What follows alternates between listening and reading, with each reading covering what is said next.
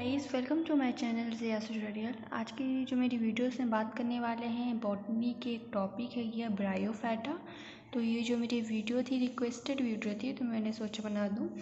तो ब्रायोफाइटा जो होते हैं एक तरीके के सिंपल लैंड प्लांट होते हैं और नॉन वेस्कुलर होते हैं, मतलब कि इसमें वेस्कुलर टिश्यू नहीं पाया जाता। ये लैंड प्लांट सिंपल और बहुत ही प्रिमिटिव होते हैं। ये इनकी लगभग स्पीसीज़ पाई जाती हैं 20,000 की स्पीसीज़ लगभग हैं। तो ये सिंपल हैं, प्रिमिटिव हैं, लैंड प्लांट हैं और वेस्कुलर टिश्यू इसमें नहीं पाया जाता, इसको नॉन वेस्कुलर होते हैं। इसके हम फीचर्स के बारे में जानेंगे और उससे पहले जो ब्रायोफाइटा होता है इसको क्लासीफाई किया गया है 3 पार्ट्स में। तो पहला मॉसेस है, दूसरा लीवर वॉर्ट्स है एंड थर्ड है हॉर्न वॉर्ट्स। मॉसेस में, लीवर वॉर्ट्स में, हॉर्न वॉर्ट्स में इसको क्लासीफाई किया गया है। ये बहुत ही सिंपल प्रिमिटिव लैंड प्लांट है जो नॉन वेस्कुलर होते हैं, मतलब इसमें वेस्कुलर टिश्यू जाइलम फ्लोएम नहीं पाया जाता है। इसकी लगभग 20,000 स्पीसीज़ पाई जाती हैं। तो इसके फ्यूचर और सिग्निफिकेंस के बारे में इस वीडियो में बात करेंगे। इसके फीचर्स के बारे में हम जब देखेंगे तो ये स्मॉल होते हैं, मतलब कि छोटे होते हैं, कॉस्मोपॉलिटन होते हैं, मतलब कि हर जगह पाए जाते हैं। टेरेस्ट्रियल होते हैं, मतलब लैंड पे पाए जाते हैं, इसको टेरेस्ट्रियल कहा गया। Grow in moist and shady places, ये ग्रो करते हैं मॉइस्ट नमी वाली जगह पर या छाए वाली जगहों पर।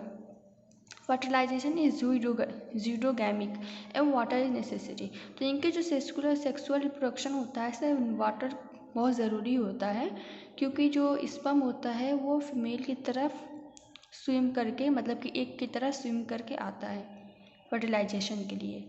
और इसी वजह से स्पर्म एक की तरफ आता है स्विम करके, इसी वजह से इसको ज़ीरोगैमिक कहते हैं। ग्रीन इन कलर होता है, कलर में ग्रीन होता है। Produce chlorophyll A, B and starch. ये क्लोरोफिल ए को, बी को प्रोड्यूस करता है और स्टार्च को भी प्रोड्यूस करता है। Require lots of moisture, grow very slow.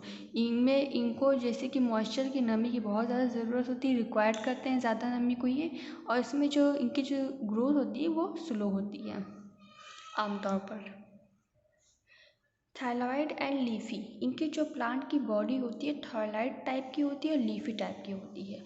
तो जो लीफी टाइप की इनकी बॉडी होती है वो उसमें लीफ और स्टेम जो होता है वो सिंपल टाइप का होता है और उसमें वेस्कुलर टिश्यू नहीं पाया जाता है। और जिसका थैलस टाइप की इनकी जो बॉडी होती है, ये जो थैलस होते हैं, thallus grows prostrate on the ground. तो थैलस जो होते हैं वो ग्राउंड पर फैल कर ग्रोथ करते हैं, ग्राउंड पर फैल कर ये ग्रोथ करते हैं। और जो लीफी टाइप की इनकी जो बॉडी होती है, इसमें लीफ स्टेम तो होता है लेकिन बहुत सिंपल टाइप का होता है और वैस्कुलर टिश्यू नहीं होता है। तो ये जो दोनों लीफ और थैलस, दोनों इनकी लीफी और थैलस दोनों जो प्लांट की बॉडी है इनके लीफी और थायलस दोनों जो प्लांट की बॉडी है इनकी, ये राइजोइड से सबस्ट्रेटम से मतलब कि ग्राउंड से अटैच रहता है। राइजोइड, इसमें रूट्स नहीं पाए जाते, रूट्स की जगह पे राइजोइड पाए जाते हैं। और जो राइजोइड होते हैं वो यूनिसेलुलर होते हैं, मतलब कि एक सेल के बने हुए होते हैं। अनब्रांच्ड होते हैं, कोई ब्रांचेस नहीं होती और छोटे टीनी हेयर के तरीके से, छोटे हेयर के जैसे ये होते हैं।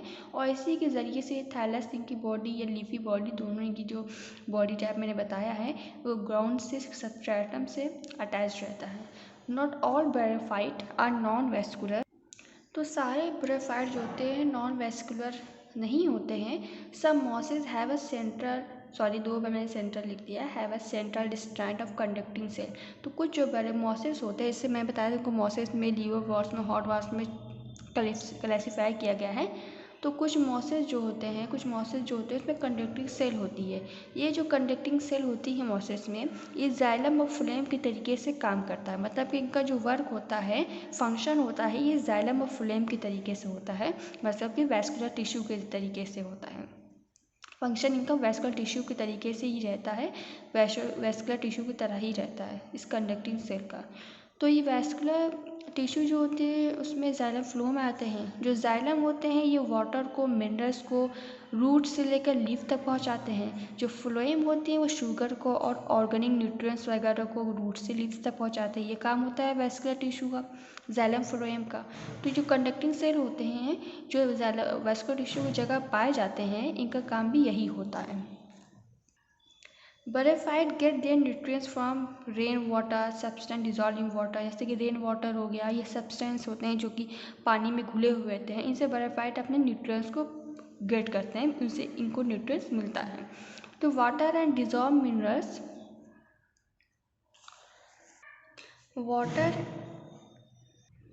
Water and dissolve minerals move by capillarity over the surface of bryophytes. तो जो वाटर और डिजॉल्व मिनरल्स हैं जो पानी में डिजॉल्व रहते हैं, ये ब्रायोफाइट जो होते हैं वो कैपिलरी एक्शन के ज़रिए से एब्जॉर्ब करते हैं। तो यहाँ पे कैपिलरी एक्शन के बारे में मैं बताऊँगी। तो जो ब्रायोफाइट होते हैं कैपिलरी एक्शन के ज़रिए से वाटर को एब्जॉर्ब करते हैं, जिसमें मिनरल डिजॉल्व मिनरल्स होता है वो भी एब्जॉर्ब कर लेते हैं। तो जो कैपिलरी एक्शन के ज़रिए से वाटर का एब्जॉर्प्शन होता है ये ग्रेविटी के अपोजिट होता है। तो ये ग्रेविटी के अपोजिट डायरेक्शन होता है, मतलब कि अपोजिट होता है, ज़मीन से ऊपर तक वाटर एब्जॉर्ब होता है कैपिलरी के ज़रिए से। जैसे कि हम किसी को कोई फोम ले लेते हैं, हम स्पॉन्ज ले लेते हैं, उसको पानी के ऊपर रखते हैं तो पानी जो होता है स्पॉन्ज के ऊपर चढ़ने लगता है ना, तो इसी तरीके से कैपिलरी अब्जॉर्प्शन होता है। या किसी ट्यूब को पानी के ऊपर रख देते हैं तो पानी उस ट्यूब में चढ़ने लगता है, उसी ज़रिए से। ब्रायोफाइट में मेल रिप्रोडक्टिव ऑर्गन्स होते हैं, फीमेल रिप्रोडक्टिव ऑर्गन्स होते हैं। जो मेल ऑर्गन होता है वो क्लब शेप का होता है, मतलब कि इस टाइप का, लगभग मैंने अच्छे से नहीं बनाया है यहाँ पर फिगर, इस टाइप का लगभग इसका शेप होता है जिसको एंथेरिडिया बोलते हैं। फीमेल ऑर्गन जो होता है फ्लास्क शेप का होता है, ऐसे फ्लास्क होता है उस शेप, इस तरीके के शेप का लगभग होता है, इसको आर्ची गुड़िया बोलते हैं। ईच आर्ची गुड़िया प्रोड्यूसेस वन फीमेल गैमेट, मतलब कि आर्ची गुनिया जो होते हैं, हमने बताया कि आर्ची गुनिया क्या होगा, फीमेल होगा तो फीमेल क्या करते हैं, एक को प्रोड्यूस करते हैं, फीमेल गैमेट को प्रोड्यूस करते हैं। तो ये वन फीमेल गैमेट को प्रोड्यूस करते हैं, वन एक को प्रोड्यूस करते हैं। एंथेरिडियम जो है, जो कि मेल रिप्रोडक्टिव ऑर्गन है, ये प्रोड्यूस करते हैं स्पर्म को, जो कि मेनी स्पर्म करते हैं, बहुत सारे स्पर्म को ये प्रोड्यूस करते हैं। All bryophytes need free water for fertiliser and sexual reproduction. Amphibians, जो ब्रायोफाइट्स होते हैं उनको सेक्सुअल रिप्रोडक्शन के लिए वाटर की ज़रूरत होती है, क्योंकि जो स्पर्म होता है वो स्विम करके एक की तरफ जाता है फर्टिलाइजेशन के लिए। और देखिए ब्रायोफाइट्स को एम्फीबियंस भी बोलते हैं। एम्फीबियंस इसलिए बोलते हैं कि ब्रायोफाइट तो जो होते हैं लैंड पर रहते हैं, लैंड प्लांट होते हैं, लैंड पर रहते हैं, बट इनको वाटर की बहुत ज़रूरत होती है सेक्सुअल रिप्रोडक्शन के लिए, इस वजह से इनको एम्फीबियंस भी कहा जाता है। Antherozoids release from an antheridium do not swim, rather they are attached by a chemical substance produced by एंचीगोनियम। तो जो एंथीरिया से एंथ्रोजॉइड रिलीज होते हैं वो रैंडमली स्विम नहीं करते हैं, बल्कि वो स्विम करके एक केमिकल सब्सटेंस होता है जो कि आर्चीगोनिया रिलीज़ करता है, प्रोड्यूस करता है, उस सब्सटेंस से जाके वो अटैच्ड हो जाते हैं। तो वो रैंडमली स्विम नहीं करते बल्कि अटैच हो जाते हैं उस सब्सटेंस से, उस केमिकल सब्सटेंस से जो कि आर्चीगोनिया रिलीज़ करता है। An sperm fertilizes an egg forming a diploid zygote and beginning of diploid sporophyte। तो स्पर्म क्या करता है, तो स्पर्म जो कि एंथीरिडियस निकला है और आर्चीगोनियम से जो कि एग निकला, आर्चीगोनियम फीमेल और स्पर्म मेल। तो इस आर्चीगोनियम जो एग निकला और जो एंथीरिडियस स्पर्म निकला है, स्पर्म क्या करता है, एग को फर्टिलाइज कर देता है, जिससे क्या बनता है, एक डिप्लॉइड ज़ायगोट बन जाता है। अब ज़ायगोट बन जाता है तो क्या होता है, स्पोरोफाइट की बिगनिंग हो जाती है, स्पोरोफाइट की बिगनिंग हो जाती है।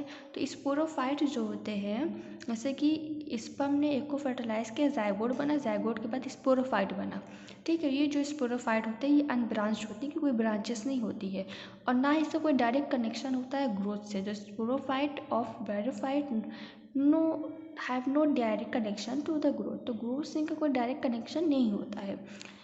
It is completely dependent on the gametophyte for nutrition and water. तो स्पोरोफाइट कम्प्लीटली पूरी तरीके से गैमेटोफाइट पर डिपेंड होते हैं हमें न्यूट्रिशन के वाटर के लिए। जैसे कि यहाँ मैंने फिगर शो किया है, तो ये जो मैंने दिखाया ये ग्रीन कलर का, ये क्या है, ये गैमेटोफाइट है और इससे ही निकला हुआ स्पोरोफाइट है। ये स्पोरोफाइट ये क्या है, कैप्सूल है, इसी के अंदर स्पोर्स होते हैं, ठीक है, इसी के अंदर स्पोर्स भरे हुए होते हैं। तो जो स्पोरोफाइट है, ये जो स्पोरोफाइट है, इसने जो भी न्यूट्रिशन इसको मिलेगा ये नीचे गैमेटोफाइट से मिलेगा, खुद ये उसका कोई कनेक्शन नहीं होता डायरेक्ट ग्रोथ से, न्यूट्रिशन से। तो जब ज़ायगोट बनता है उसके बाद ही स्पोरोफाइट का बिगनिंग हो जाती है। इसमें जो स्पोर्स पाए जाते हैं स्पोरोफाइट में, ये जो भी कैप्सूल के अंदर जो स्पोर्स हैं, ये जो शो क्या किया गया हमने यहाँ, इसको मैंने कैप्सूल बताया है। इस कैप्सूल के अंदर जो भी स्पोर्स हैं वो होमोस्पोरस होते हैं, मतलब कि ऐसे स्पोर जो कि एक ही तरीके के हों, सेक्सेस में डिफ्रेंशिएट नहीं होते हैं वो। Spores get disseminated by wind when water become available the spore germinates. तो स्पोर जो इस कैप्सूल के अंदर स्पोर्स है ये कैप्सूल से बाहर निकल जाएंगे, फिर ये हवा से उड़ के इधर उधर चले जाते हैं, फिर जब उनको वाटर मिलता है तो ये स्पोर जर्मिनेट कर जाते हैं, फिर से लाइफ साइकिल इनकी शुरू हो जाती है। तो यही है कि स्पर्म ने एक को फर्टिलाइज किया, जाइगोट बना, इसके बाद स्पोरोफाइट की जनरेशन आ गई। उसके बाद ये स्पोरोफाइट जो थे इनको न्यूट्रिशन मिला गैमेटोफाइट से। इस स्पोरोफाइट का जो कैप्सूल था उसे स्पोर्स थे जो कि होमोस्पोरस थे, वो वहाँ से डिसेमिनेट हो जाएंगे विंड से, फिर उसके बाद उसका जर्मिनेशन होगा जब उनको वाटर मिलेगा। इसके बाद हम जानेंगे इनके इम्पोर्टेंस के बारे में। Soil erosion, bryophyte prevents soil erosion. तो इनका एक इम्पोर्टेंस ये है कि कई इंपॉर्टेंस नहीं, हमने सारे नहीं दिखाए हैं। सॉइल इरोजन में कि जो सॉइल का ऊपर वाला सरफेस होता है, टॉप लेयर होती है सॉइल की, ये क्या करते हैं ब्रायोफाइट, उस टॉप लेयर को हटने से, बहने से बचाते हैं। कैसे बचाते हैं? सॉइल को बांध करके बचाते हैं, सॉइल को ये बांध करके बचाते हैं। Dried mosses and bryophyte have great ability to hold water. They are used as packing, cut flowers, vegetable etc. तो जो ड्राइड मॉसेस होते हैं या ब्रायोफाइट्स होते हैं, और इनकी क्या एक एबिलिटी होती है अपने अंदर वाटर को रोकने की, होल्ड करने की। तो इनका यूज़ होता है पैकेजिंग में, जैसे कि फ्लावर फ्लावर है, कटिंग है फ्लावर की, उसको पैक करना है तो मॉसेस रख दिए जाते हैं ताकि वो नमी रहे, और वेजिटेबल्स वगैरह हैं उसको साथ मॉसेस को रख दिया जाता है ताकि नमी रहने की वजह से रख दिया जाता है, क्योंकि ये वाटर को होल्ड करते हैं। Stone of kidney and gall bladder, जैसे कि यहाँ पे मैं दिखाया है ये, और मैंने ये जो मैं 3 और 4 दिखाया है ये मेडिसिन में दिखाया है यूज़ ब्रायोफाइटा का। तो इस किडनी स्टोन में, ये गॉल ब्लैडर में ब्रायोफाइटा का यूज़ होता है। कौन सी स्पीसीज़ है ये?